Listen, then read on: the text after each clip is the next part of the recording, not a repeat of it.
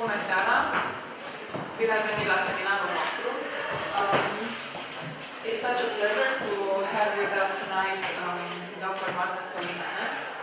He is enrolled at the university in Iceland, but he has a very interesting experience of fieldwork, and I think for us as oral historian, especially for those of us who do oral history, his experience can be very useful, and I think he will share with us some his experience and not only. He just defended his Ph.D. 5 months ago, 6 something, in anthropology at the University of Iceland. We work together in this project, probably most of you know, called The Untold Story, an oral history of the Roma People in Romania. He works together with 3 other colleagues. Tomorrow you will meet at least of them, Professor Halfdanafson, it's always difficult to pronounce his name, and Olaf Rastri. I think for our MA program and for our education system, we need many of this kind of workshops in which we can exchange ideas not in Romania, not only in Romania, which is our native language, it is easier, but to challenge and to raise up to other challenges in order to express ourselves in English, to use concepts, to adopt concepts that are used in English, and to adapt them in Romanian as well. So Marco, welcome. Marco will speak about Roma between anti-Gypsyism and politics of recognition. Most of you received some articles to be read. I don't know how. I think Marco will not ask a specific question out of the articles. But I think they were a very good lecture before getting in this seminar. Feel free to ask questions, think of what Marco will say, and I think we're going to have plenty of time to discuss and share ideas and exchange ideas. Thank you, Marco. Thank you, and thank you to everybody to be here. I'm quite thrilled about this presentation and discussion. I hope this paper will provoke some discussions. And so since my first idea was to introduce some general issues to MA students, probably some of you will already know some parts of the discussion, but so please be patient, and we will get to various issues. So my field of expertise, if we can say this, is not Romania, is Rome, and especially a group of so the Yugoslavian Roma, especially Bosnian, Croatian, and Roma. And I have an ethnographic background, an anthropological background. So of course my discourses will be using this background and the conceptual frame of anthropology. And during my ethnographic field work in Rome, I got to know also some Romanian Roma from Craiova, however, not from this area of the country. And so this is my experience with the Romanian Roma part this morning. And in any case, my contribution is, yes, to bring an anthropological perspective, and I think it's important since we should promote multidisciplinarity in this field of study. And I've seen, for example, also the legal anthropologists, so the jurists are giving a very interesting contribution to the debate on especially on anti-Gypsyism and so on. So we try to keep open this multidisciplinary perspective. And I think in any case that there are many things in common between anthropological fieldwork and oral history fieldwork. There are similar issues concerning quantitative data and the way in which we move into the field that probably have much in common. In any case, today I'm going to speak about the Roma in general, with my intent is first of all to show you how difficult it is to conceive the Roma as an object of study. It is not an easy task, because somehow we know them, or at least we assume to know the Roma, who the Gypsies are, by media, books, indirect or direct experience, listening to the political debate. But at least this is my opinion or regard. I think that Roma are very good at deflecting or escaping academic definitions, and this is a fantastic political weapon if you think that knowledge is convinces, as people will say, is connected to power. And the other issue that I'm talking about, and it will intertwine with the first one, the problem of defining the Roma as an object of study for the academics, is also to discuss the processes of reification of the Roma. So how Roma are constructed as an ethnic group, or often in public debate as a race. And on the one hand, how they are constructed by political discourse. So, dégagé, how the Roma are constructing the Roma or the Gypsies. I'm using this with how do you call it? Yes, and very common, because these are not natural concepts and they're quite problematic. And then, so we'll discuss a little bit about anti-Gypsyism, and then we'll move also to the discourses that Roma are doing on themselves, and how also they are presenting themselves, and I will explain also why. So this is more or less the project of this paper. Now, I would begin with some etymologies. Probably some of you know quite a lot about this, but I think it's important to understand the past to understand today. So it seems that there are chronicles since the 11th century about strange individuals, the wanderers who lived in caves with strange appearances and costumes.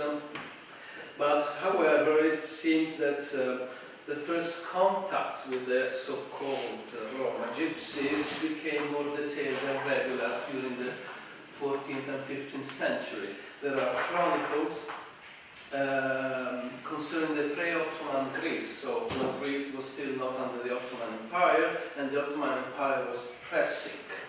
So there were movements of people from the east to the west, and among these people also there are chronicles talking about strange people who had, again, strange appearances. They often lived in caves, they had strange costumes, and they were often blacksmiths, and they were wandering around, so they didn't have a fixed abode. And apparently there were some in Candia, which I think is in Crete. There were some chronicles talking about people from the king of Cain.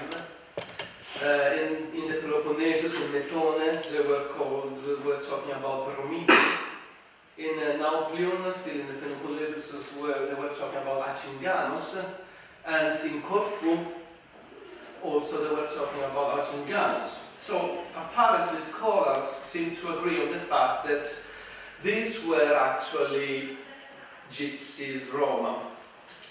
But my point is that the multitude of names by the means of which these strange people were called demonstrates from the beginning the difficulty of the Roma to classify these persons and to put them into the human taxonomies of the time. So basically, people were just wondering what they were, where they were coming from, what kind of language they were speaking. There were theories whether this was a language or a jargon, so like the thieves' jargons, for example. And there were discussion and ideas and theories flourishing, referring also often to mythological sources, to the Bible, or explaining the origin or the identity of the Roma, of the Gypsies, of the Romiti, the Cinganos, in terms of the invasions of the Arab or the pressure of the Ottoman Empire. Just to give you some examples, the fact that, for example, they were called the kings of Caim was referring to the legend that Caim had to expiate his course by wandering around. And people were wandering, so probably they might be classified like this. Romiti, actually, for what I know, it was the name of people being in the Byzantine Empire. So, and it was the difference between Romi and Arabs. The Romi were belonging to the Byzantine Empire, and they were Christians, and the Arabs were Muslims. Atinganos apparently comes from the Greek Atinganoi, which were a sect of sorcerers who were, according to scholars, referring to Simon Magus, Simon the Mage, and they were sorcerers, they would predict the future and so on. And Egyptians also, they were called Egyptians, and by the way, Atinganoi is the etymological root of all the words Sigoiner, Zingari, Tsigani, Sigunar in Icelandic. And while Egyptians is the etymology of the word Gypsies, Gitanos, Pictos, Chiganos, and so on. Egyptians, according to scholars, Egyptians, why? We may think about Egypt as an exotic land, and so they were coming from somewhere exotic and distant and far away, and that's why they were so strange. But there are also some other theories about about Methone being called also the Little Egypt. So this place in the Peloponnese was called the Little Egypt, and so people who were coming from the settlement in Methone were called or were named Egyptians, coming from the Little Egypt. So there is a lot of confusion, and there are also theories which are contradicting the fact that the Gypsies would come from Egyptians and so on, or the etymological root of the Tinganoi.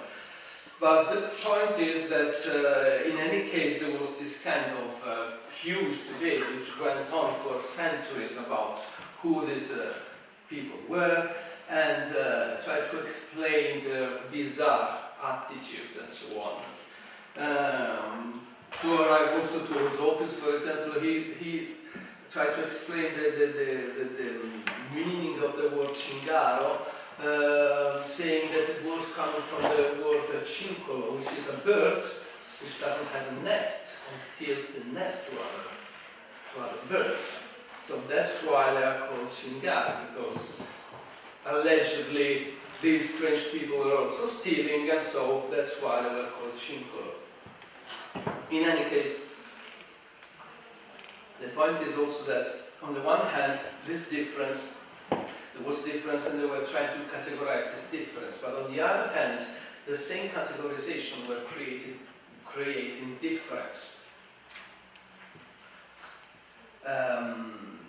So there is a lot of chaos, but apparently in the end of the 18th century, with the flourishing of linguistics, scholars began to have some agreement about the Roma and the origins of the Gypsies. There were studies by Bryant Windsor in 1776, and then Rudiger and Buchmeister. Sorry, I read it because I would never remember them.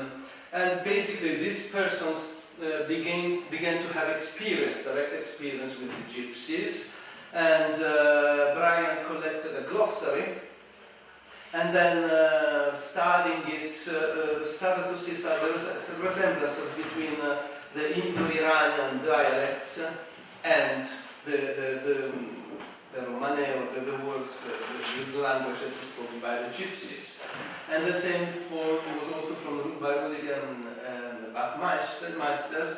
They studied the same translation from Romane to English, and then one actually claimed that this was close to the Hindi, while the other said it was close to the Punjabi, the same translation. So we have different ideas, but the rationale of what is called the Indian connection is basically that there is a connection between language and movement.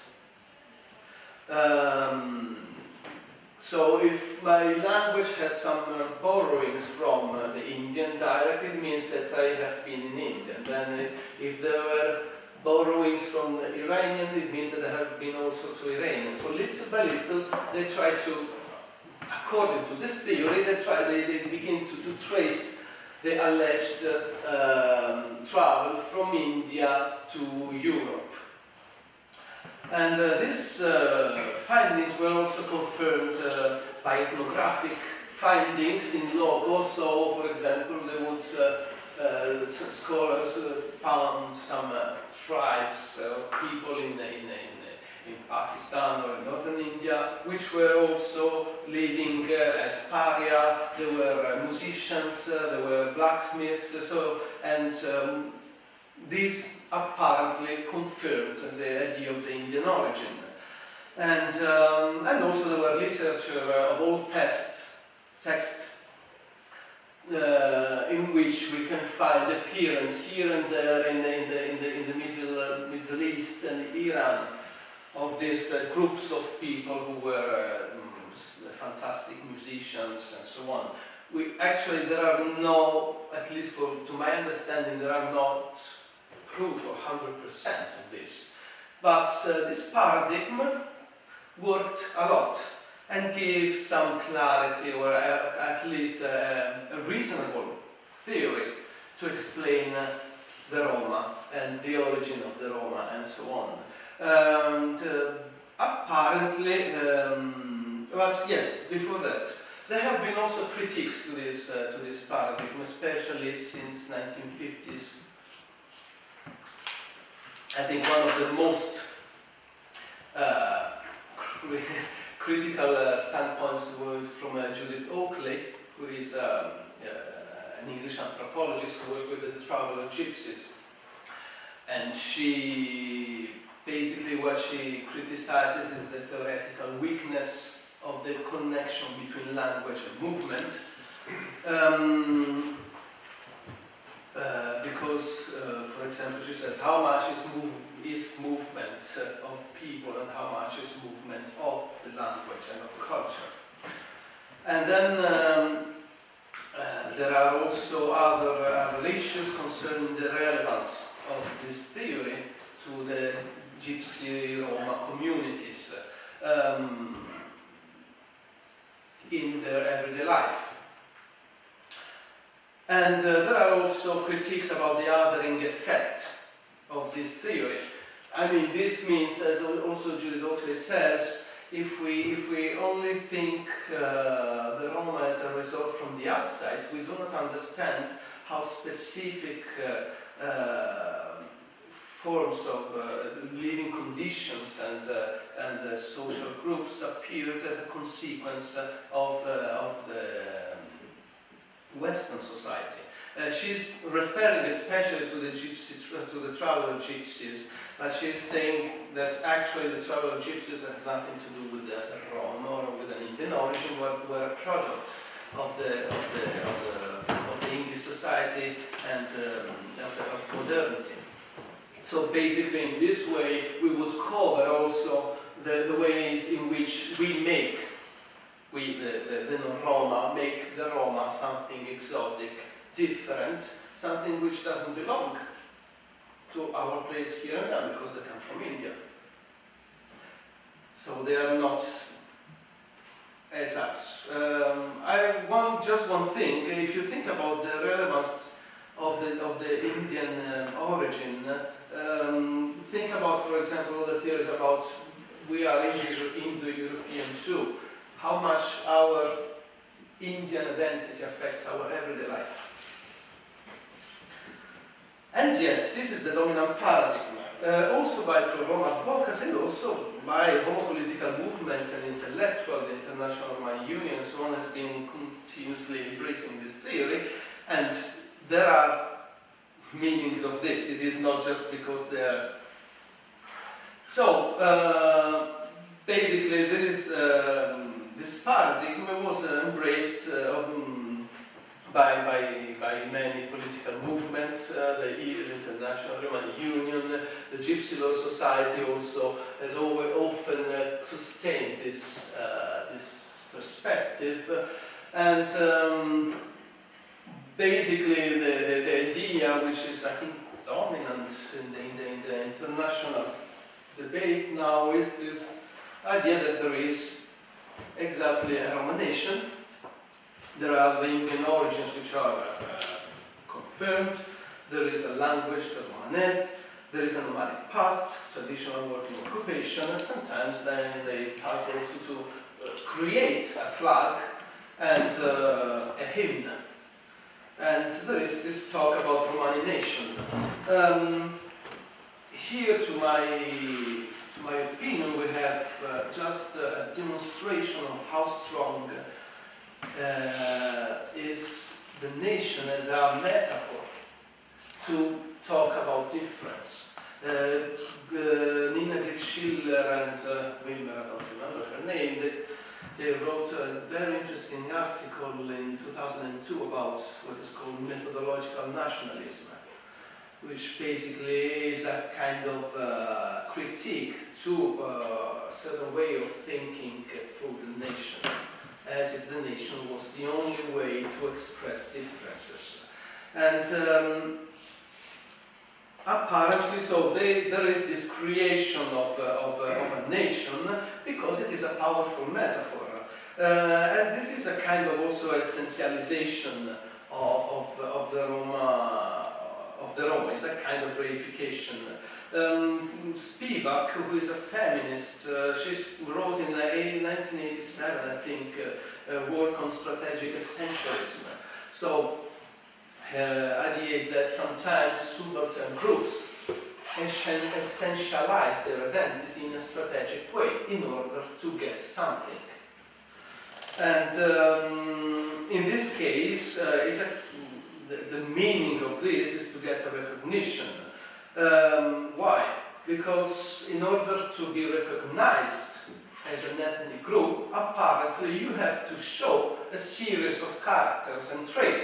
You have to show a clear origin, you have to show that you have a series of traits which makes you homogeneous internally and clearly separated from the outside. And then you have an ethnic group.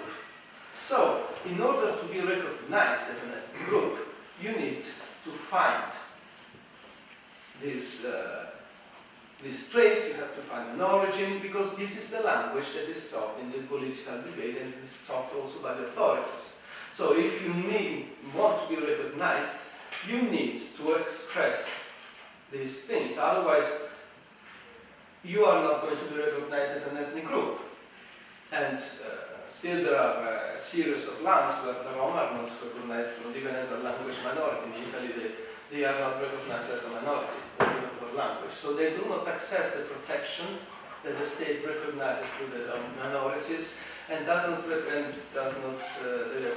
access also the tutelage, the protection, the resources that we might have by the Italian state. So, and this is, I think it is a very interesting move, and but that shows exactly that one thing is the politic of recognition, and one thing is cognition. The difference between cognition and recognition was spelled very well by Patrick Williams, who is a fantastic anthropologist who worked with the Bush for decades. He says not always knowledge about cognition, knowledge corresponds to recognition. There is sometimes a clash between them. And I mean, we have to juggle with this. In any case, on the one hand, we clearly understand also the political meaning of the creation of the Roma nation, and of course it is not clear at all whether the critiques of those who support the theory of the interconnection, blah blah blah, who is objectively right, who has the objective truth. However, there have been some scholars talking, criticizing partly this process of essentialization of the Roma people, because on the one hand there is a problem of representation, so how much persons who are involved in political movements, especially at high level, for example in Europe, how much are they representing the whole Roma nation that they are supposed to represent. And for my experience, maybe the Roma that I know are particular, but there are many issues of representativity, even concerning the supposed representative of a nomads camp in Italy. So you can imagine how much they feel represented by a person who they don't even know. But groups are very different, so also the mechanism of representation within Roma groups can be different. And I was saying this, how much is this the language of the non-Roma, and how much, but just inverted. And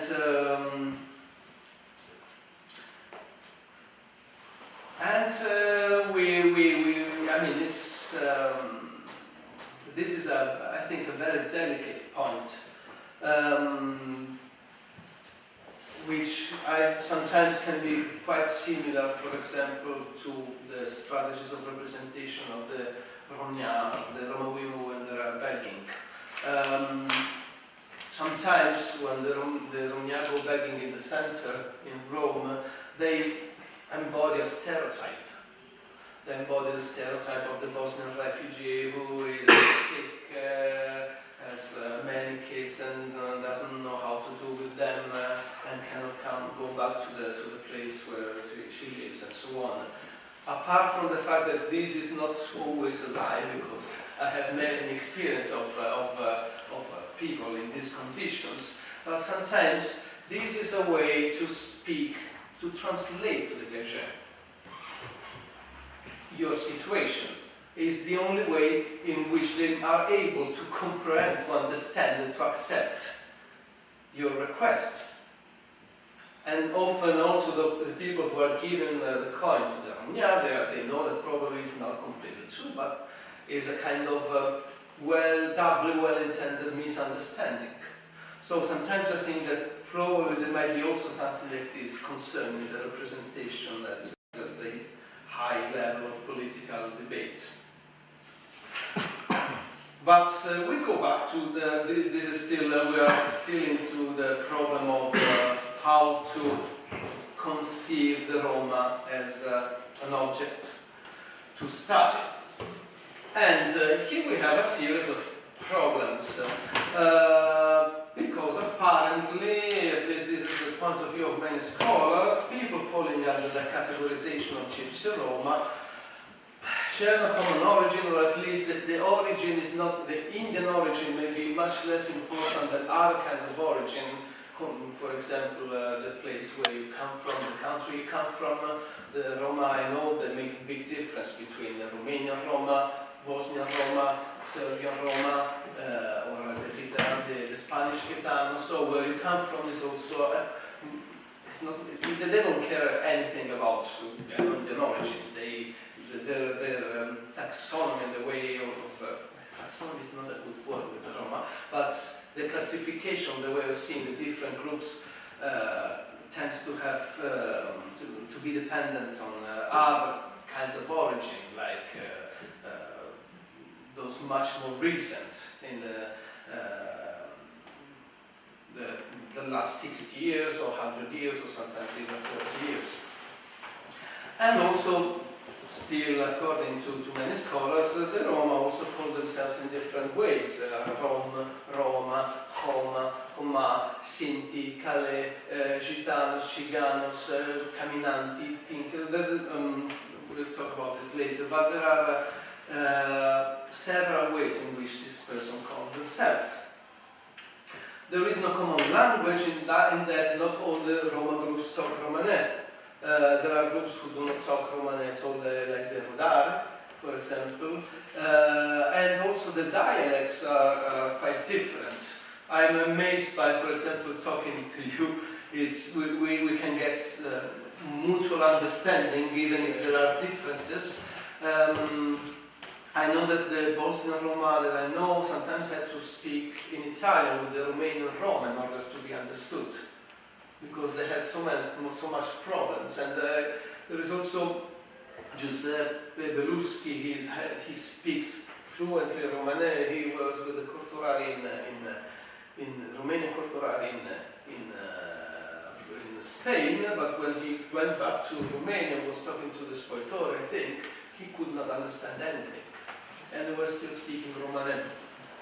So there are quite big differences. And there are differences also in terms of religion.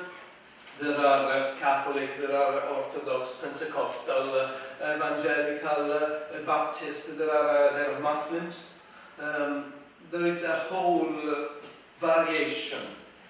And of course there are different working activities.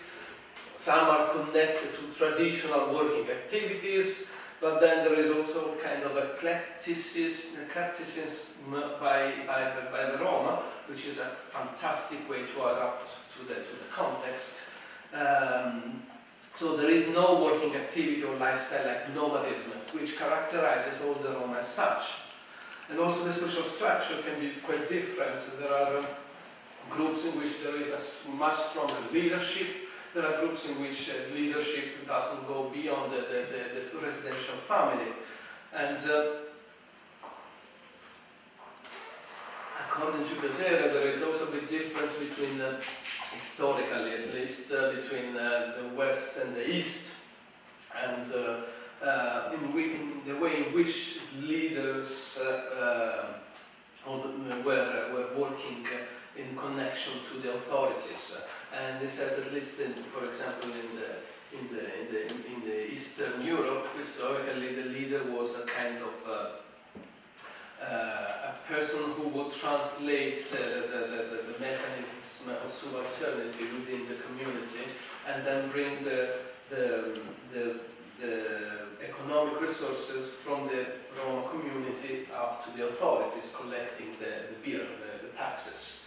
While in the West it was the same thing, but the flux of resources was reversed, because basically the chiefs of the Roma were taking the resources from the authorities, from the powers, and bringing them within the group.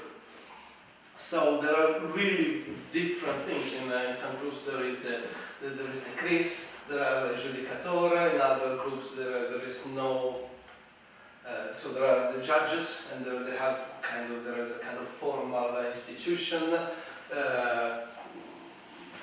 which has to deal with quarrels and fights and disputes within the Romani world, while in other groups there is no judge at all, although there might be people who mediate.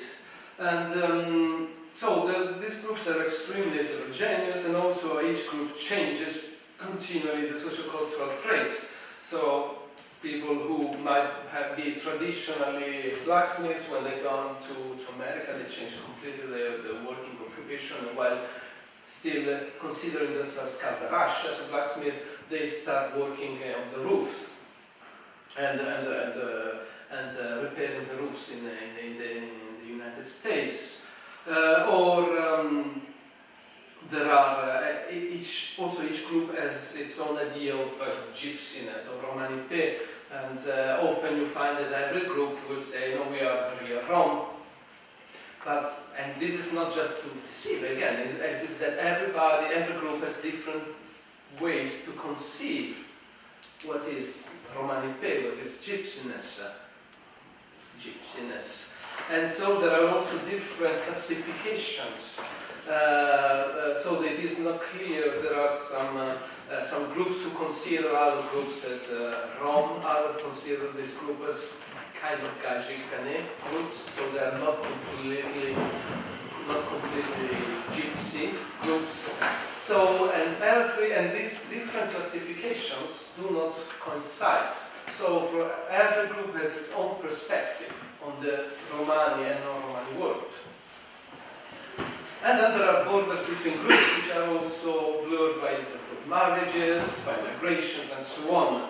And so the point is that an essentialist approach towards the Romani identity does not bring us to anywhere, because basically there is no trait, origin, language, lifestyle that you can apply to all the Roma. There is also the problem that there are some groups like the Tinkers, the Caminanti in Sicily, the Von Wager Bewoners, which are groups which are peripathetic groups.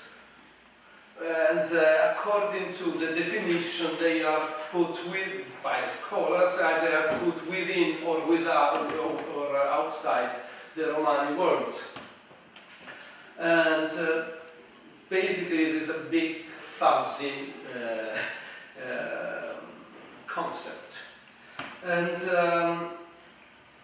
still I think that the essentialist approaches are quite resilient. There are still today definitions of the Roma in terms of the Romani language, or specific traits which would define the Roma ethnic group. There are also recent works talking about this, and but I'm not completely convinced. Also because there are a series of anthropologists, and I'm an anthropologist, who basically say this, that identities are relational. So in order to construct us, we need another. And through this opposition, we construct our identity. And it's the same also that Said said, talking about Orientalism. The West constructed its idea of West by defining and portraying the East, the Orient, as something exotic, different from us. So we cannot think ourselves and our identity if not in relation with those who are not us. And of course, difference always brings power relations. In any case, so we might arrive to an extreme. So if there is no trait which is making the Roma gypsies as such, then we might think that the gypsies, Roma, are those falling under this categorization, which is produced by those not considering themselves as such. So basically, this would mean that Gypsy Roma is a complete creation of the non-Roma. It's a kind of a chimera. But on the other hand, this would probably mean to assign too much power to the definitions and to the power of the definitions of the non-Roma. I mean, there is apparently a common feeling of diversity, a common feeling of belonging, despite diversity, despite dispersion, and it is a common sense of belonging. which is probably difficult to explain, and the problem is difficult to explain in the Gajekani categories, but there is a way to feel belonging to the Roma. And this is acknowledged also by those scholars who are more critical concerning the ethnogenesis of the Roma. And so this belonging cannot be completely to reduce to description by others, and rather might be found in the Romani dimension, the Gajekani dimension. At least this is the way in which the professor tries to explain this idea. Basically, this Romani dimension would be a specific way of seeing the world, of living in the world, which the ways of the non-Gypsies, the non-Roma, illuminates per opposition. So it is also through the opposition with the non-Roma that the Roma create their identity. Not only by this, but there is also this element. And in my experience, I have to say that there were, for example, in Rome, very tense relation between the Bosnian Roma and the Romanian Roma. After the migration of 2007, you will probably know there have been quite an hysteric reaction to the migration of Romanians, and Romanians meant Roma and meant also prostitutes. It was quite a big category in which they were putting everything. And the Roma found on the Roma, you know, the Bosnian Roma, they were strongly affected in their everyday life by this hysteria, because the national authorities and also the local authorities began to enact very repressive acts and measures, continual evictions systematically, controls, arrests, harassments. It was a hell during 2008 and 2008. And this was explained by the authorities as a reaction to the invasion from Romania of the dangerous gypsies who were killing everybody. So basically the Roma didn't get along well with the Romanian Roma, and still relations can be quite conflictual on the one hand. And still I remember that even when they were conflicted, the point in which there was the threat of an attack by new fascists in the settlement, Romanian Roma and Bosnian Roma would just join together. Although there were differences and so on, but this Romani dimension was going up. Every time there was this kind of common enemy. They talked about the syncretism, you know. Crete was a segmentary, there is the idea of the segmentary societies, which are segmented, but in case of an external enemy, they join together. I don't know if we might explain everything of the Roma in terms of segmentation, but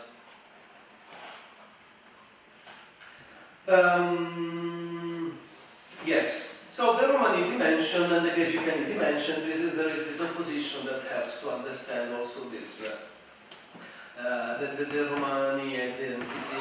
But also here there are difficulties because, for example, every group has different ways of considering the Gaje. The Roma that I know, for example, they have as a prototype of the Gaje the Italians. And the Gaje who are Bosnians, they talk about the Amare Gaje, the our Gaje.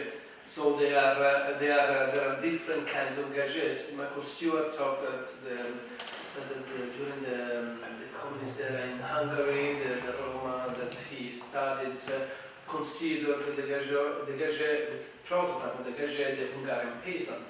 So, because they were living in Hungary and so on, and there were a kind of opposition. So also here it is not clear who the Gaje are, and they are also called in different ways, Gaje, Gajo, Paios, Gorgios. And so also here the point is that it is again difficult to define, once and for all, at least for our standards, who the Roma are and who the Roma are not. And I think that this is something that probably the Roma make it very clear, but probably I have the idea that this is not only a question of the Roma, it's not only exclusively of the Roma, but rather is the difficulty of the scientific categories to contain the complexity of reality. This is my personal idea, but in any case, although there is such a difficulty in talking about the Roma when we try to define them in academic ways and so on, we talk about the Roma Gypsies as a group, we have this perception more or less of who the Gypsy Roma are. There are theories about the Gypsies, which are also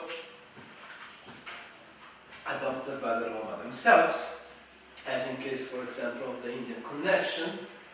And although these ideas are quite problematic, public debate, political debate, the academia, collective imaginary, they talk about the Roma as a whole group.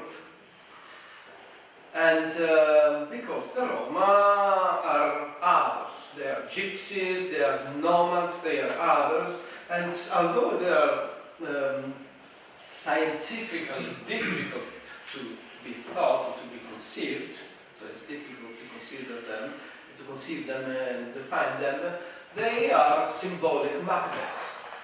They attract a series of tensions and emotions that few other groups are able to attract. Probably today the Muslims, and I don't know, in Italy once it was the Albanians, but I mean the Roma, they have always been, since they arrived, this kind of symbolic magnets, and they do not pass unnoticed. And so we can arrive to the problem of, let me see, yes, of anti-Gypsyism. Anti-Gypsyism, basically, according to this word has come to light in the last decades of 15 years, and basically is a process of racialization of the Roma, of certain persons which are racialized and considered as a whole group, as a whole race, who are called gypsies and so on. I really like this say, Sartre said that the anti-Semite makes the Jew. So we might say, and this is not my farina dello sacco, how can you tell? I'm referring here to some consideration by Leonardo Pesere, that it is the anti-Gypsies that makes the Gypsy. With this I mean that there is a process of gypsification or Tsiganization, by the means of which we have this idea of Gypsies, a specific idea of Gypsies, and we impose other people to within this category. We just push them into this theoretical box and say they are Gypsies. It's not only theoretical box, because especially in the collective imagery there is this kind of gypsification or racialization. And this is I'm not saying that the Roma are reduced to description by others, so that the Roma are those who are considered as gypsies by non-gypsies. But there is a difference between gypsy and Roma. One thing, or at least we can make this analytical distinction, because gypsy has a completely different meaning for Rom. Maybe we use it in an interchangeable way. In Italy, public debate talks about nomads, gypsies, Rom, Zingari, Rom, in the same way. So you can alternate them as you prefer. But there is a strong difference, and there are no, I mean, the Roma, I know if somebody called him a Zingaro, they will not be very happy about it. Because there are a series of prejudices and stereotypes that are connected to this category. So we create the figure of the gypsy, and you see how it was also, I tried to also show you how it was created a little bit from nothing during in the Middle Age. And And we create this race, or now we talk sometimes of ethnic group, but basically, according to many scholars of immigration studies, ethnicity in this moment is just a politically correct form of race. And yeah, here you can see some. This is from Italy, but it's fantastic because there is you can see the woman who is harassed. And it is written, if it were your mother, your wife or your daughter.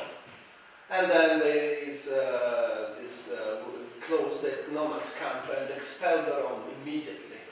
And Via di Zingari da Casa Nostra, the gypsies out of our homes, is another fantastic spot. So these were just posters that were put in the Italian cities during, especially almost also today is like this. I mean the anti-gypsy feelings are quite strong, and they don't care if it is Roma or not Roma or Zingaro. I mean, we know who the gypsies are more or less. This is the idea, and so okay. And we don't want them because there are a series of issues concerning the Roma, concerning the gypsies.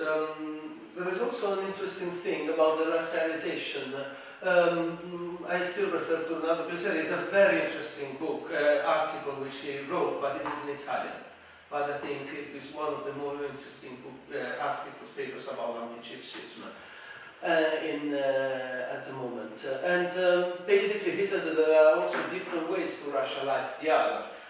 One way is like the self-racialization, I suppose, during the Hitlerian Germany, in which the majority of society constructs itself as the elected race, and so all the others are impure race, which have to be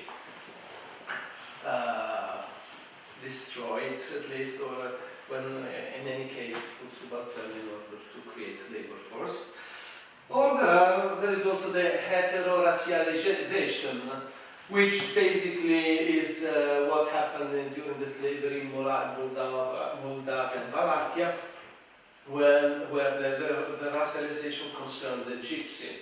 So we are normal people, then there is this race, which are the gypsies. It's a different way to racialize persons and to consider the race. And again, I would like to underline the fact that this kind of racialization is especially true in case of the Roma, gypsies, but it is something that scholars are noticing also for political refugees, war refugees, migrants in Europe. There is a process of racialization stronger and stronger in recent years, which is also quite disquieting. That's why then I think that the Roma are an interesting issue, because they are not talking only about the Roma and so on, but we understand very much about our society and the processes by the means of which we treat the other. And yes, these are the emotional basis of criminalization and dehumanization by anti-Gypsyism. I'm still putting more this paper from Pesel because we probably didn't have the possibility to read it. And there are these 6 emotions that construct that contribute to the criminalization, dehumanization of the gypsies. And it's disgust, the first of all, which brings to animalization. So, disgust, we are just disgusted by the smell of the gypsies, or they are loud, or the way in which they are living or treating. And disgust brings also to, he says, to a kind of animalization, dehumanization. Indeed, gypsies during the centuries were often perceived and considered as a kind of hybrids between them, where like humans living in a beastly life, a savage life. Nomads, they don't have civilization, they are they are savages, they are wild, and sometimes they were completely dehumanized or animalized. If I'm correct, there was the Robi, the Tzigani during the slavery were sold like horses, although they were probably a little bit more precious than horses because they were more eclectic. And then there is hate, which constructs the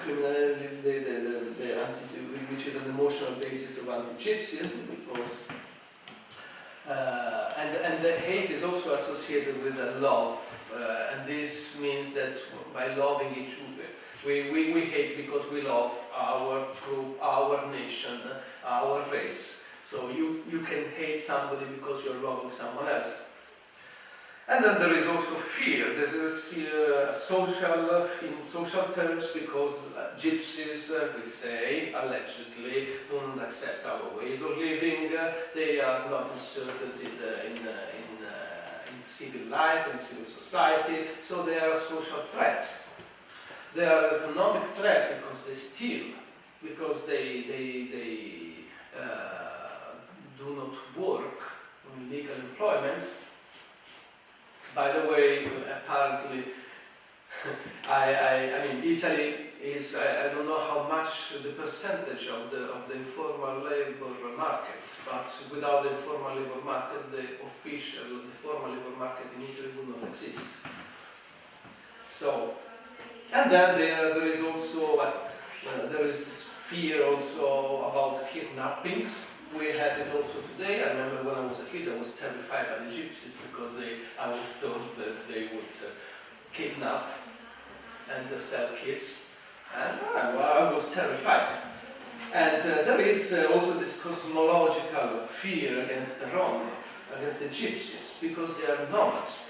And very interesting, I think, is the fact that the nomads are a minority of the Roman population. And they have been a minority since long. It's not something which is recent, and recently the Roma were finally civilized from their nomadism. And I think it was also during Ceausescu, 10% of the Romani population were nomads according to the censuses. And also there are a series of studies which actually demonstrate that mobility, the spatial mobility, is also a response to the political environment that the Roma find. So basically, in case of repression, of bans, of rejection, then the Roma become extremely mobile. And I can see this in Rome, because the Roma who used to encamp in large encampments now, at least in the last 2 years, have become much more dispersed, because this is the way to deal with continual evictions. You move, you are small, so you don't give the perception of a dangerous and numerous gypsy presence. So it might be a cultural thing, but at least it is also a strong mechanism of adaptation. So nomadism and the Roma is not a clear connection, but it is symbolically important because it is opposed to what Malki called the sedentary metaphysics of the nation state. According to the scholar, the nation state has this kind of works on the isomorphism between language, culture, and territory and population. So, according to the nationalist discourse, in the soil, in the national soil, there should be one population with one culture, one language, and there is a rootedness. There are often these arboreal metaphors of the nation, which takes the roots into the national soils, and then there is the national tree. And of course, somebody who is moving, like refugees, migrants, but also nomads, they are rootless, they don't have any belonging, they come from somewhere else, so they are not part of this isomorphism. On the contrary, they challenge the isomorphism of the national discourse. And so they become what Mary Douglas called A Matter Out of Place. So Derrida was called wrote Puritan Danger in 1969. I think she was an anthropologist. And basically her idea is that hygiene and cleanness are metaphors to talk about identity. So those who are different from me, I also consider them as less clean, as impure and also corrupting. So if you go to a gypsy settlement, be careful because you don't know what they eat, you don't know how they prepare food, and so you should be careful. I mean, the question of the hygiene about the gypsies, as I say, is something which is continually recurrent, and about the hygiene of the gypsies. And it is also a cultural thing. And my experience is that the Roma that I know, they find that Asgaje are dirty and don't know the hygienic rules. And they say also that the Romanians don't know that they are dirty because they bake also on pig's meat, for example, or that they in Italy they have a common bathroom, while the Roma they go around without common bathroom. And the Romanian Roma on the other side, they say, no, these are completely dirty because you see the shit all around, while we have one place, for example. And talking about hygiene is also a way of talking about difference. And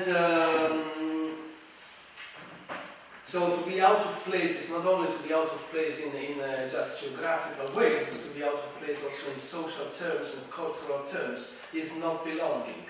So, and we go back to the fear, so nomadism is somehow a challenge and a question to the rhetoric of the nation state. And that's why the nomadism of the gypsies, even if just alleged, has this symbolical relevance, which makes the Roma so problematic and so dangerous.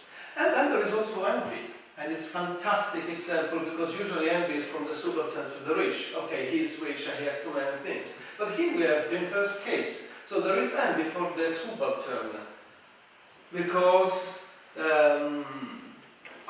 they go look at how they are. Because the Roma are able to smile and to live a happy life even in harshness. And there is this kind of envy, or there is envy because they have beautiful cars. Where do they get the money from and so on? You know, there are these discourses which are, for me, they are completely nonsense. And there is also competition, of course, in moments of crisis. In moments of crisis, when we are getting all poor, at least in Italy, then there is competition. Even just for collection of scrap metal, Italians got back now to collecting scrap metal too, after they left this occupation to the Roma for 20 years.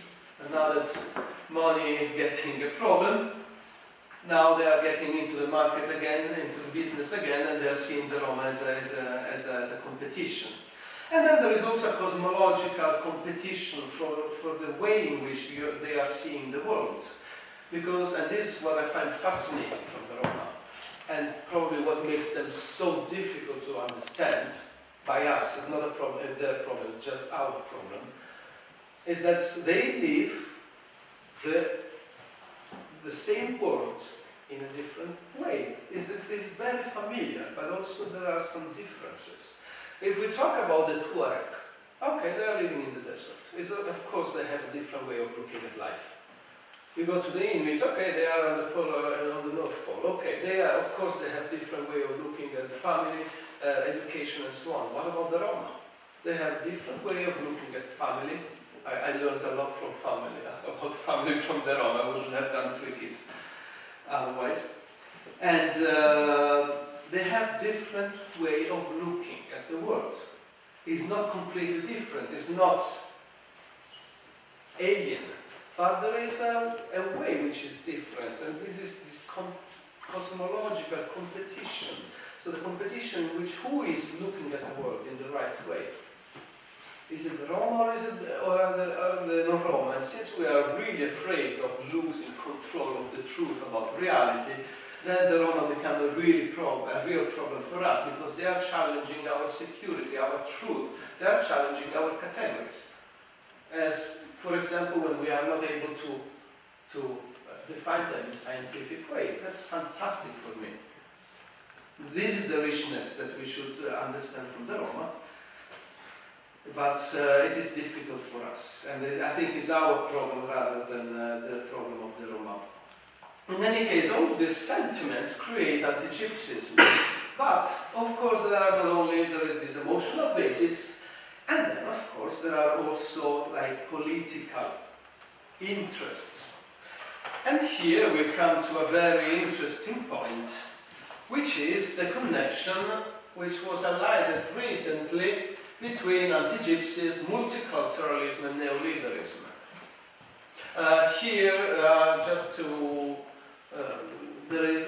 These are just photographs of pictures of settlements in Italy. This is an illegal or spontaneous, I like more spontaneous, but for that this is an illegal settlement. This is a legal settlement, which is also equipped with facilities, so according to the Italian standards, is the best of the best that the Roma can get by the state. And basically you can see there are rows of containers, and these are also nice containers compared to the ones I've seen.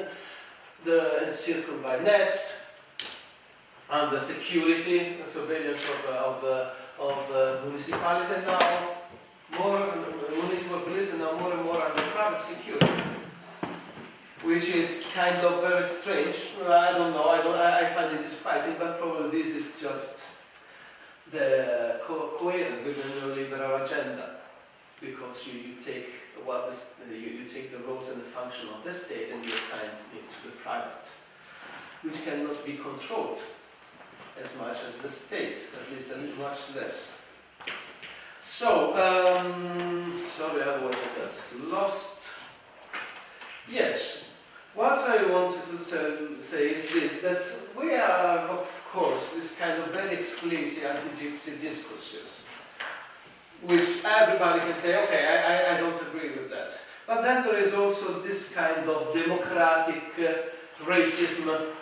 They say, no, I'm not racist, but the Gypsies steal, and they don't send kids to school, they are nomads, they are civilized, and blah blah blah blah blah blah. Forgetting that this world is quite heterogeneous, and there are a series of situations that do not coincide with this image of the Gypsy who steals, who doesn't send the kids to school. And also forgetting that sometimes these are just products of the imposition of majority society on the Roma. But basically the discourse is the universalist discourse, which says we are all equals, so if you are different you have to be like us, otherwise you cannot enter, you cannot integrate. And one thing is to learn to cohabit with the other, and one thing, I think, is to erase difference because it is not compatible or seen as incompatible to our ways. So one thing is integration, one thing is assimilation, and at least the tendency when typical of the national state discourses is this kind of assimilation. Or there is the rejection, as it is often done in the Western Europe. There are bans, expulsions, rejection of the Roma, so there is a territorial cleansing of the Roma, of the Gypsies. Or otherwise there is the mechanism of assimilation, so if you want to stay with us, you have to stand up to our standards and what we say, and our ideas of hygiene, our ideas of civic life, our ideas of representation, of political life, and so on. If you don't do like this, you are bad. And this is how many projects about the Roma are working. So if the Roma acquiesce with this discourse of power, which is often putting the Roma in much lower state, in a situation or in a condition of subordination and marginality, so if the Roma accept this, then they are good Roma.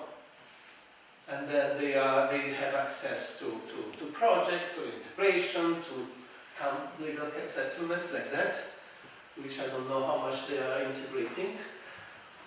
Or otherwise they are the bad nomads who have to be expelled, arrested and so on, or continuously evicted. And the important thing here is, and it is not a surprise, that if this kind of assimilation discourse has been done by the nation state, it's not surprising that in time of neoliberalism and decentration of decisions, multiculturalism is getting stronger. Indeed, it seems, according to those who have been writing about anti-Gypsyism, that the recognition of anti-Gypsyism just preceded a few years the advent of the neoliberal agenda in a very clear and open way into the EU.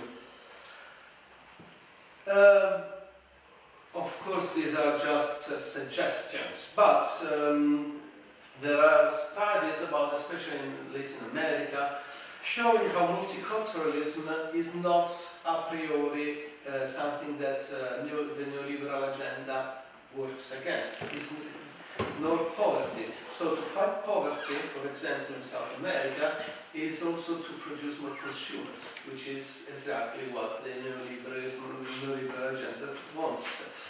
As well, our anthropologists also say to help indigenous movements can also help to avoid bigger troubles. So if it seems, for example, that in Latin America, the movement for autonomy of the indigenous people, they were even sponsorized a bit, because in this way you give, say, the sugar to the horse. So basically you content people protesting with something, and they will be quiet for some time, and you avoid big, more radical protests.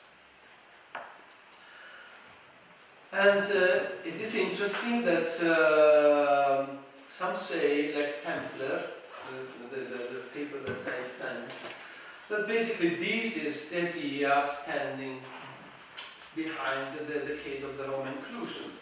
So there is a connection between neoliberalism, multiculturalism, and these pro-Roma discourses by the EU.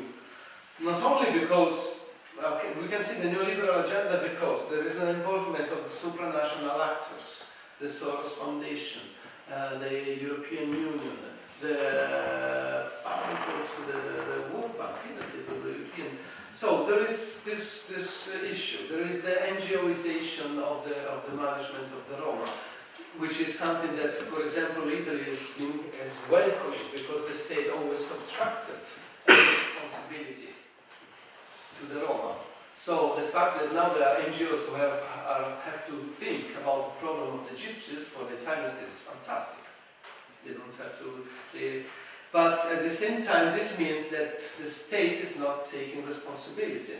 And again, we are passing to the neoliberalism because it is not the state but other, often private actors, which are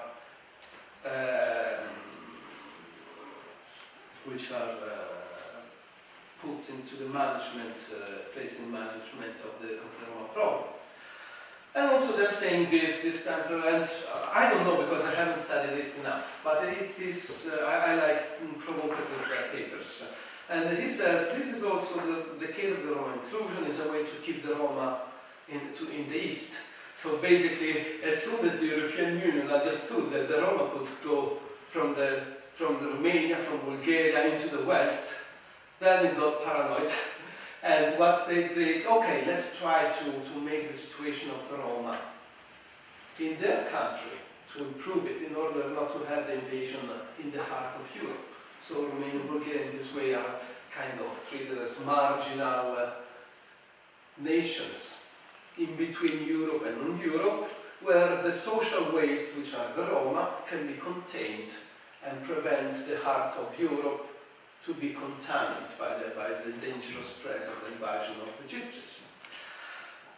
And then there is also also, according to Temple, this construction of other-style leadership. So they're saying in this way they are trying to construct a leadership that is protesting but not too much, and in this way it is possible to avoid big problems. The big fear is this. Think about, this is a nice game that, again, I refer to this, but there are not only him. And he was counting the Romani population in Europe. Without taking all the problems of who is Roma, who is not Roma. Okay, we take this aside. And counting the Romani population in Europe is about 11 million. So it is not a minority, because it is much more than the population of many small countries in Europe. It's just a dispersed majority. Maybe they are not thinking in terms of the nation state, again, the methodological nationalism. They don't care about having one nation, but still they are a majority. And think about what happens if the Roma unite together and say, okay, now what we're going to do. So the fear of this is for some scholars producing an idea of, okay, let's keep them calm in ways that we are able to have a small problem, deal with a small problem instead of a huge problem. Think about 11 million people protesting. So we have this connivance between anti-Gypsyism and neoliberalism, because neoliberalism needs a problem to solve. In Italy there was a scandal now in Rome about the management of the immigration and the nomads camp, where basically there was a kind of mafia system in which the people involved in this issue were getting money from the European Union and from the municipality as well, and they were saying that basically dealing with immigration and nomads was resulting in higher incomes than drug trafficking. And this is really something which was going on, and they opened now, and there was a huge scandal in this. So if you have a problem, you need to solve it, you get money, and then there is an economic interest by the liberal agenda in the management of the gypsy problem.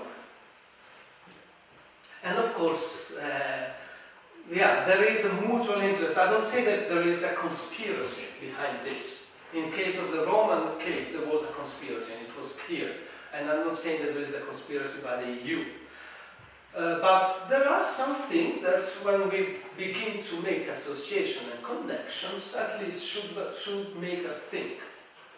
I still don't know what is my conclusion about it, and I think that usually reality is complex, ambiguous, and there are many explanations.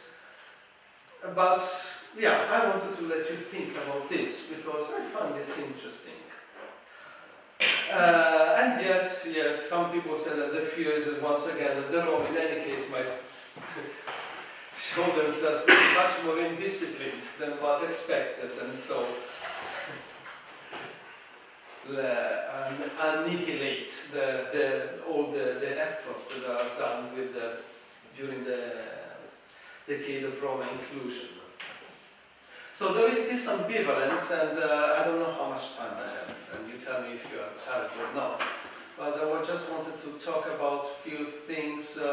No, maybe this we will go on, and talking about this ambivalence, which is also the ambivalence that characterizes our imagery about the Roma. I mean, we are not majority societies, and it is not only Italy. I was reading some works also about Romania, and it seems quite the same. There is this kind of ambivalent imagery. On the one hand, you have all these bad and negative stereotypes. Gypsies are dirty, smelly, illiterate, uncivilized.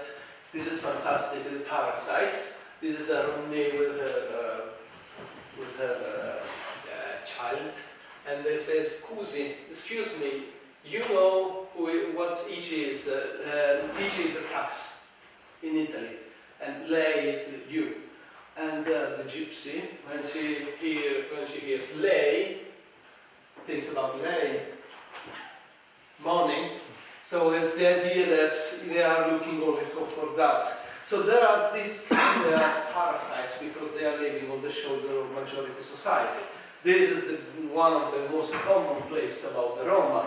They are dangerous, treacherous parasites, blah blah blah. And then there is also this other part, which is the romantic part of, I don't know, you have these Hugo who talked about, described the gypsy, the figure of the gypsy in a very romantic way, and in this way gypsies are portrayed with mystery, magic, music, fires, and dances around fires, and in this way the gypsies represent this kind of passionate rebel which is living the real instinctual life contraposed to the fake and lame values of bourgeois society. This is a topic which is very strong, and especially by many left wings in Italy. This is like, oh, gypsies and they are blah blah blah, travels, blah blah blah. But I mean, these are also many pro-Roma perspectives about gypsies or about the Roma are working on this.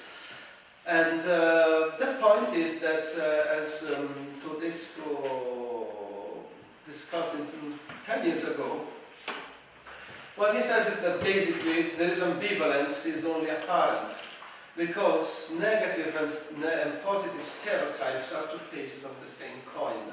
So it is just an inverse judgment about the same trait.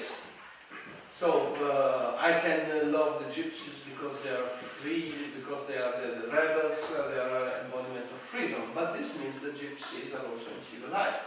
Then I can think that this is good because of my political convictions or something like this. But still, the gypsy is uncivilized.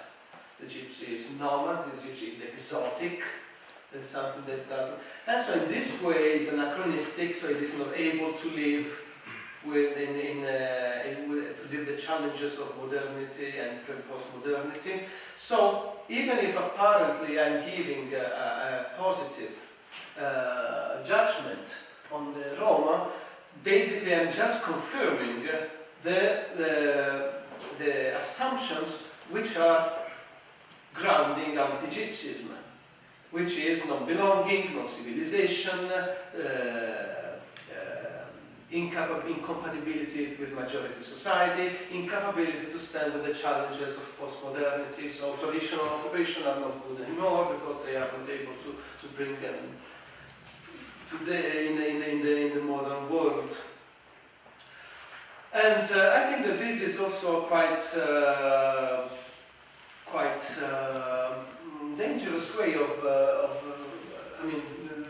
looking at the Roma if we romanticize them, because we forget that instead, at least this is my conviction, but of other scholars as well, that the Roma are not at all disadapted. They are really well adapted into majority society. The problem is that what we think in terms of adaptation. Again, when we think about, I was talking about the informal economy. Maybe the Roma that I know, for example, also in Roma, in Italy, they collect scrap metal. But in order to collect scrap metal in a legal way, you need a driving license, you need a visa, you have a certification, the permission to work legally. You need to fill the VAT, you need the car insurance, and so on. If you don't have all these things, you are a criminal. So, and for immigrants, like the foreigners, like the Roma, I know it is extremely difficult to get a visa. So you can understand how difficult it can be to get also the permit to collect scrap metal and so on. So apparently, these people, if we adopt a certain rhetoric of security, these people are a problem because they are breaking the law and they are in this informal economy which is taking out taxes and incomes to the formal economy. But on the other side, these people are fantastically inserted into the circuit of conversion of waste materials. They are welcomed by the Romans because they provide a service. They move from house to house, just if people have some iron, some metal to give. So if you have a fridge or I don't know, an old bed that you want to get rid, you just call them and they, from the outside, they take the bed and bring it outside and you don't pay anything. Otherwise you would have the hassle to go to the garbage place and so on. So this is, and then they bring the iron, they separate the different metals, and then they bring it to the scrap metal dealers. And in this way, this is the first link of the circuits of renovation of materials. So it is also in big terms, it is functional to our society. And it is quite useful in these terms in which we are talking about renovation of, instead of creating new materials, but reusing them. They are also a resource for the population, but still if we think only in terms of legality, this is a non-adaptation, and this is a lack of civilization. So to be outside or inside, sometimes it just depends on the definition, and sometimes what we are lured by the bureaucratic and legal definitions. So the last point, and then please stop me, is about this. As you see, here are some images again from Italy. This is an addiction, and this is a Roma settlement in I think it is Rome. And you can see the living condition. This is you might say, this is because the Roma are dirty, but I could give you many other explanations about why they are living like this.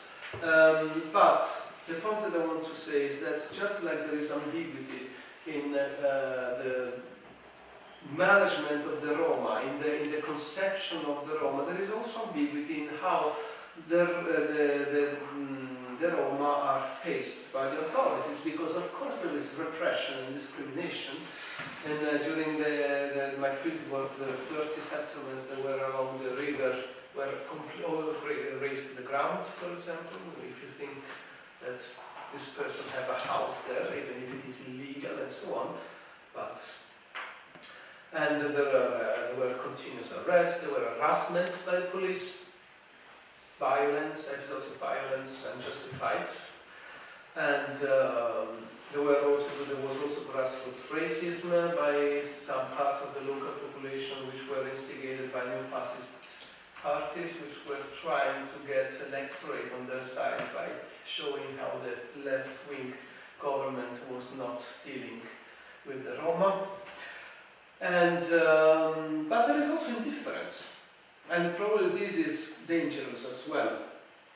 So not caring or not working to fight harshness, to fight sufferance, is a way to, is also, so non-action is a way to somehow not, worsen the situation of the Roma. And this is typical, at least for the Italian case, where authorities who are supposed to care and take care of for example, the habitative conditions of the Roma, they just don't care, or they have Roma settlements and they don't come with the rubbish camion to collect the waste. This is quite typical, that maybe it takes a week or even more for the municipality to collect the wastes in a settlement. So you can understand how much also this is, to have so much waste around is connected also to the absence of or indifference of the authorities. And then of course there are also like the cases that we heard today about. Sometimes there are also Roma who go to the gypsy settlements and then put waste there because the gypsy settlement is a garbage, so I'm going to put some more here. And it happened in Italy a lot. And when the Roma understood that, they got really angry. But at the beginning they were not understanding what these guys were doing there. So there is this blend of indifference and discrimination, the fact that the Roma are not recognized as an ethnic minority or not even a linguistic minority, tells you very much about this, because there is indifference on this side, but then there were many laws and law decrees and exceptional measures to deal with the Roma. Even if they do not exist as an ethnic group, then when they have to be repressed, they exist as a race. Against they will have the anti-Gypsyism, the racialization of the Roma. And what we have is economic and social marginalization, not marginality, I think. This is very important. This is a process of marginalization, but this does not necessarily lead to marginality. Also socially, I mean, subalternity marginality, I think that there should be a big rethinking about these terms and give for granted the subalternity of the Roma, the marginality of the Roma, and I do not agree with that. But of course there is physical segregation in enormous camps like this, or in the Gypsy district, in the Tzigania. And there is all kinds of discrimination, the problems in getting into the formal labor market, because as soon as people understand that you are a gypsy, or that you live in a gypsy settlement, you're out. You have no possibility. You have to really know the person who is giving you this work, this employment, in order to get this employment. But if you don't know it, and they know that you are a gypsy, it's finished, got to go. And there is this discrimination which is explicitly based on ethnicity. So that's why there is this kind of, there's this discourse about racialization. And then there is repression, harassment, and the situation is very complex here, because now again we are dealing with some strange categories. Think, for example, I was reading here about many works about the Roma, in which the subdivision of the population of a town in Transylvania is made with Romanian, Hungarian, Saxon, and Tzigani. So my point is a gypsy a nationality? Is there a gypsy land? We don't look at the ethnic and how ethnicity and nationality intersect. There are Romanian Roma, or Romanian Tzigani, Hungarian Tzigani. So in this way, are the Romanians, are the Hungarian, or are they Tzigani because they are Tzigani? And then there is also heterogeneity within the Romani world, because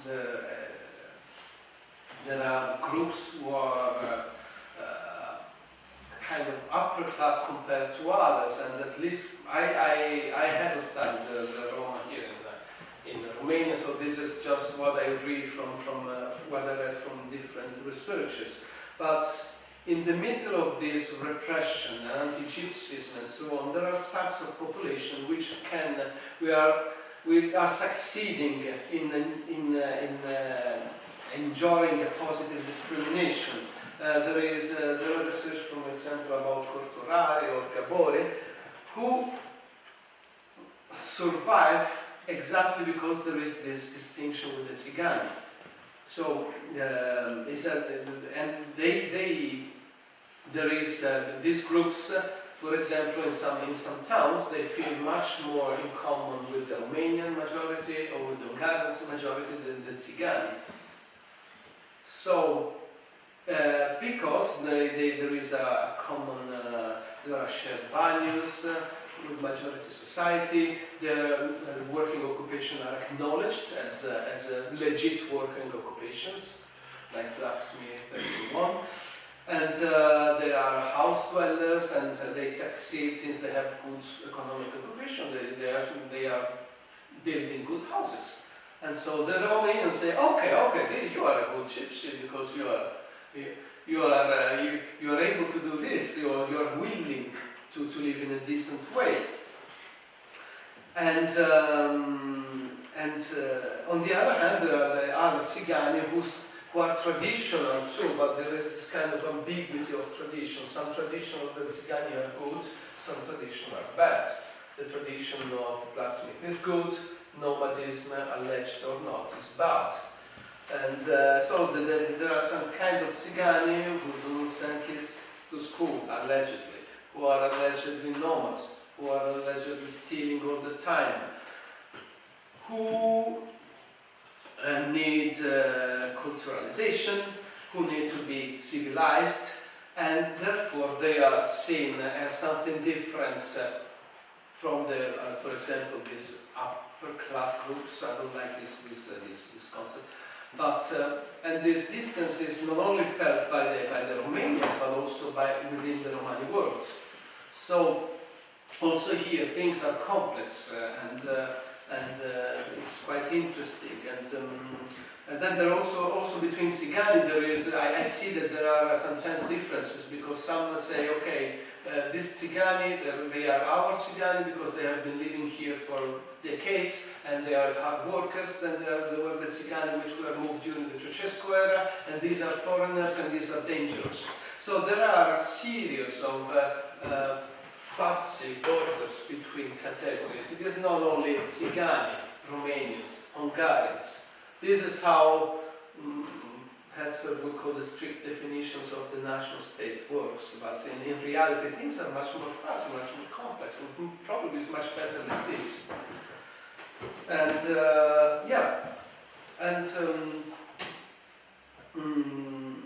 what I find interesting is that it seems that still looking at this ethnography, also looking at my personal experience, that this Cortorar, Cabori, or the Romani Danone, when they are dealing with the Gage, are trying to construct themselves as an exception. So they are not trying to counter the ideology framing the collective imagery of the gypsies. So they don't start saying, no, gypsies are not good, are all good, and blah, blah, blah, because they know that probably this is a struggle that they are never going to win. So instead of trying to fight against the mills like Don Quixote, they try to be a little bit more practical and use the stereotypes that the non-Roma have on the Roma in a useful way. And so they say, yes, okay, the gypsies, the Tsigani, the Zingari, yes, they are bad and so on, but we are different. And this is not deceiving, because actually there is difference between the Romani world. It's not just that they are doing this in order to deceive us.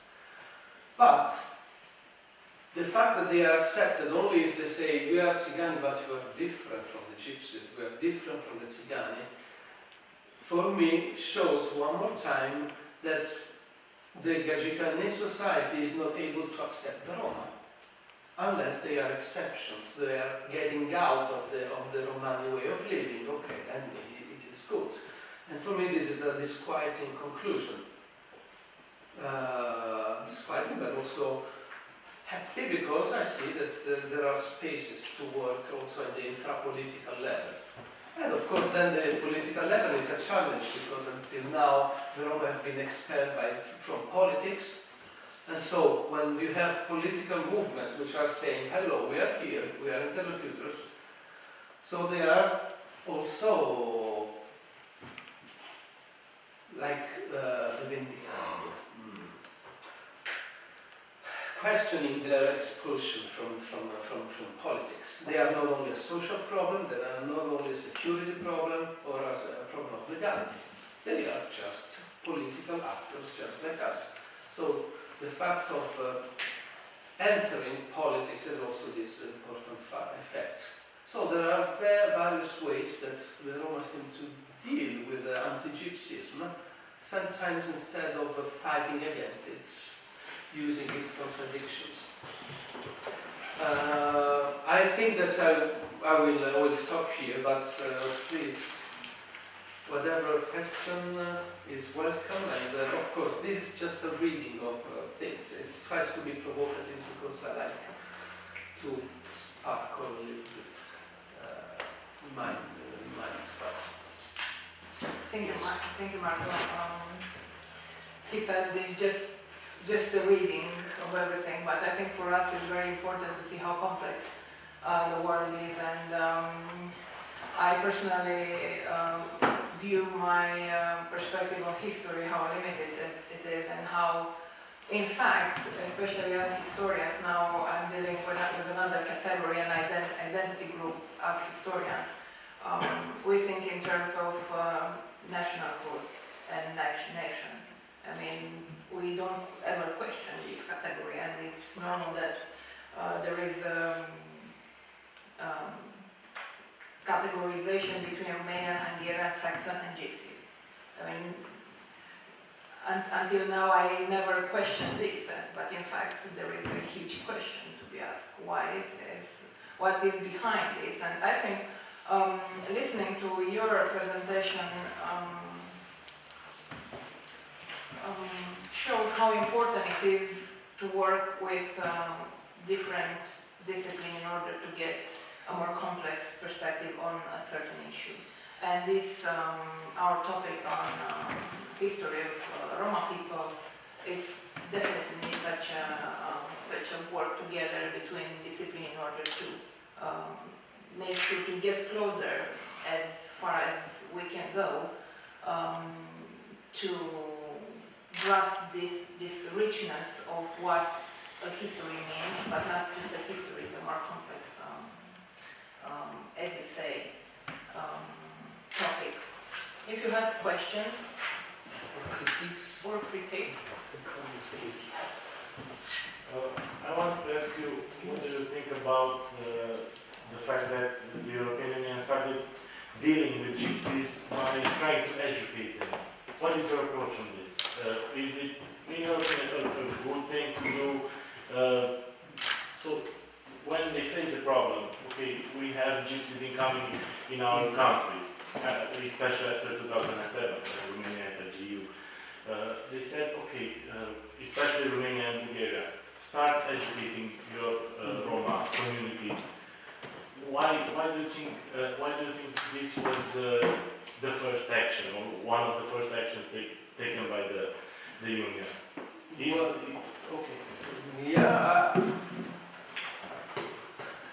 There might be several answers. So I think that education it can be an important resource, and I think that many Roma who are accepting education see it as a resource. You are more competitive, or you have more chances to stand in this world. Of course, and so I think it is a good thing, and also I think that the problem is rather how to do it, because there are, for example, in Italy there have been experiments that actually from classes were called, which were classes they started in the 1960s, and there were classes, special classes for nomads, because at the time Sinti nomads, which was a special school, special classes only for the Sinti and the Rom who were traveling around, so they didn't have a fixed road. The idea was to teach the Roma what they perceived as important, trying to respect their culture and tradition. And now it might be questioned how much this has been done, so how much the result of this project coincided with the purposes, so if it was successful or not. But there was, they saw that there was a strong problem which was the following, that is, that these larger room classes were further segregating the Roma.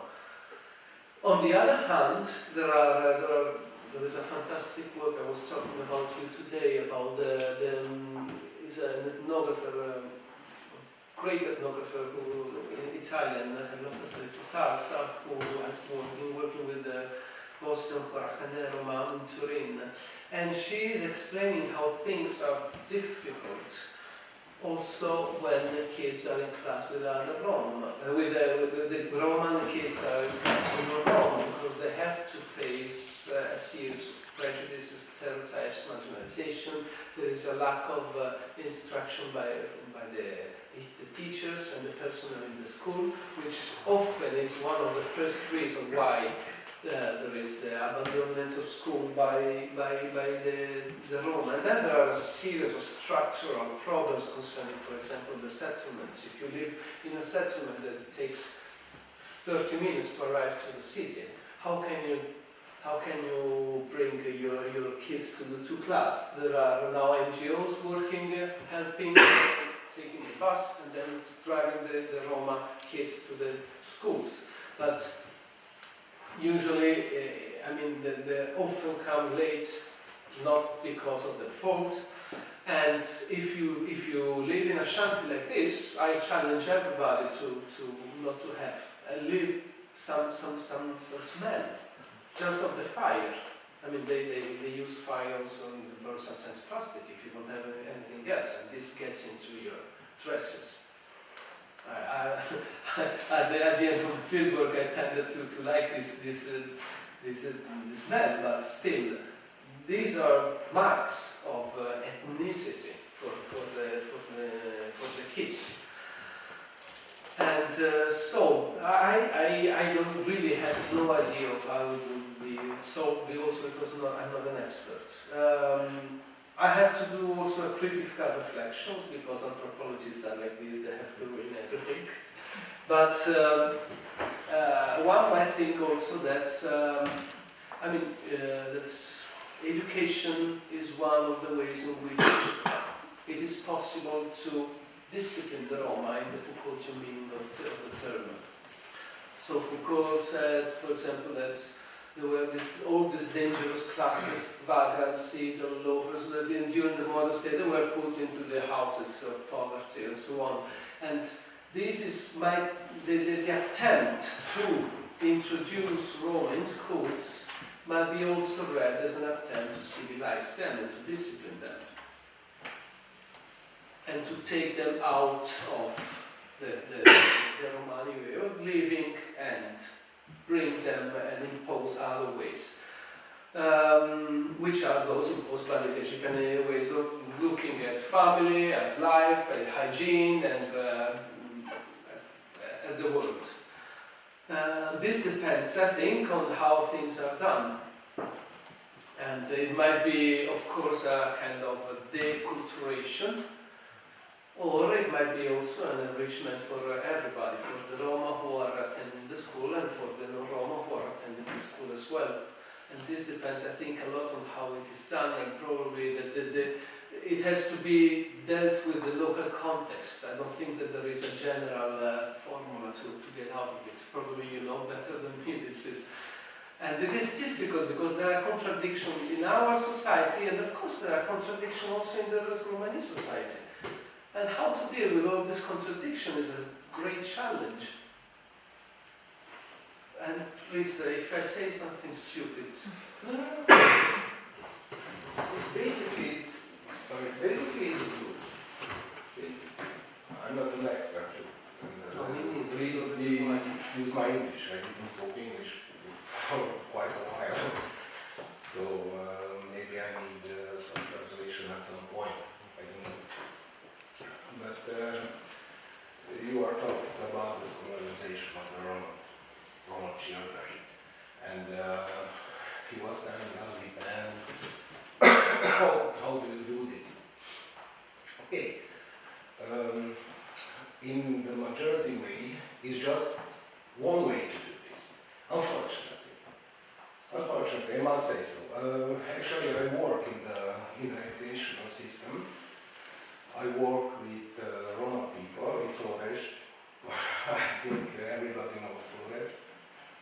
it's a village. Actually, it's quite a town now. It's not important. And we try to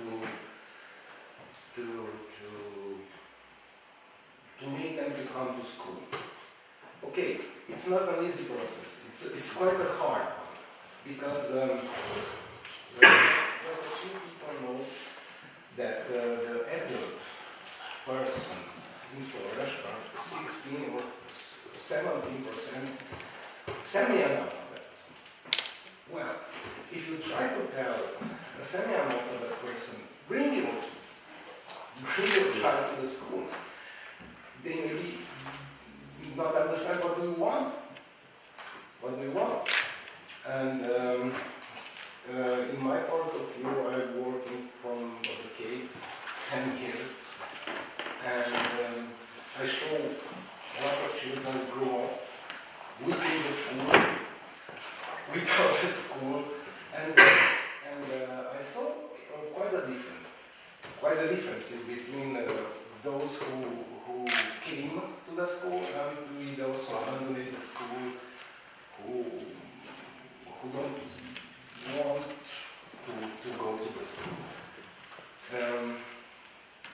It needs a lot of time, because we are talking about children who now have 60, 70 years old. But we try to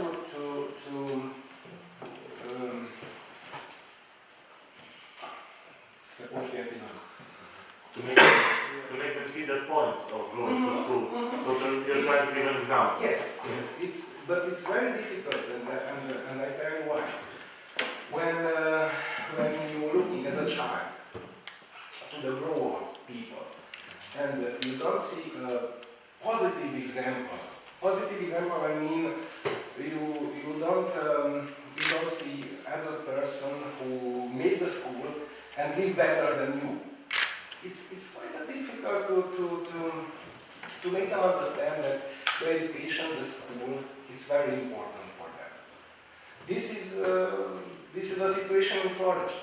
But as Marco said, for each community, it's different. Because each community has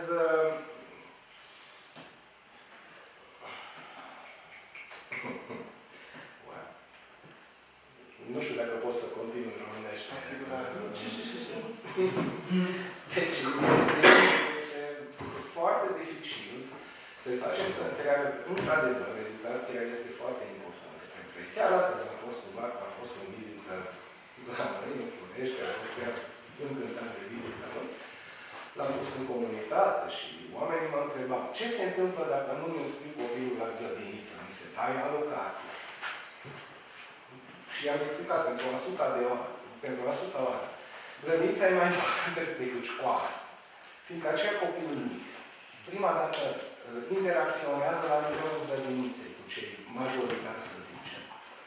Deci, aș putea să povestesc până mâine dimineață despre realitatea unei comunități de romi vis-a-vis de actul de educație și de învățământ.